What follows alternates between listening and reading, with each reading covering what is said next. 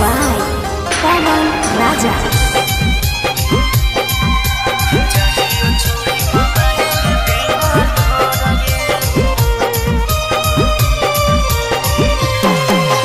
दिलवा हमर तोड़ी देनी मुहवा काहे मोड़ी लेनी झूठा कोई वादा छोड़ी हमरा काहे छोड़ी देनी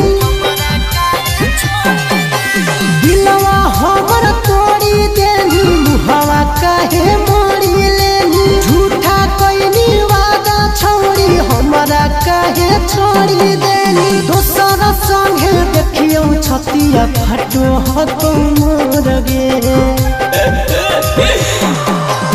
अखिया में लोर गे अब नई तो तोर गे जहिया छोरी कमाए ले बेंगलोर गे देही अखिया में लोर गे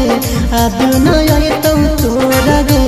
जहिया छोरी कमाए ले बेंगलोर गे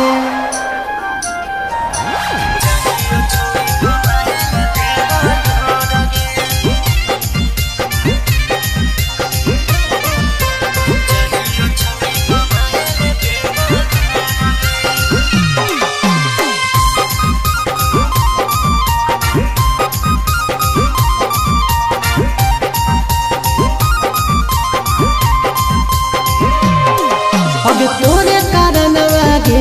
छौरी बहु नयन वागे छौरी लेले भी जनवा गे छौरी तू कौन खाना वागे छौरी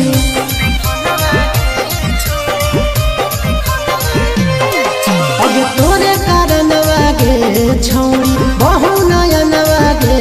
छौरी लेले भी जनवा गे छौरी तू कौन खाना वागे छौरी हमरा के छोड़ी गेली दोसरा के ओर गे गेली अखिया में लोर गे आदि नई तो तोर गे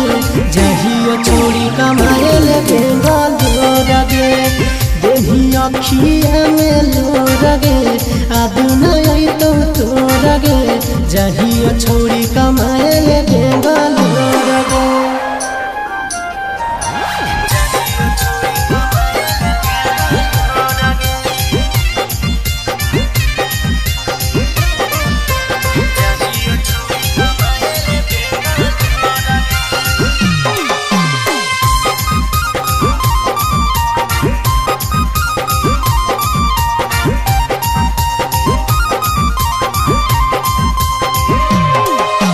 लाइफ अपन बनई बहुगे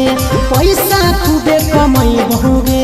तोरा से दूर चला जाई बहुगे कबो न लौट के बहुगे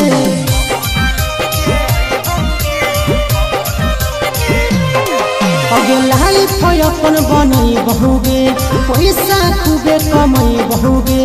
तोरा से दूर चला जाई बहुगे कबो न लौट के बहुगे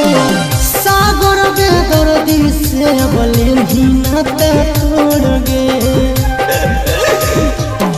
देही अखिया में लोर गे अब नई तो तोड़ गे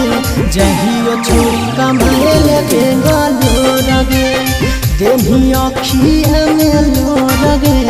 अब नई तो तोड़ गे जहिया छोरी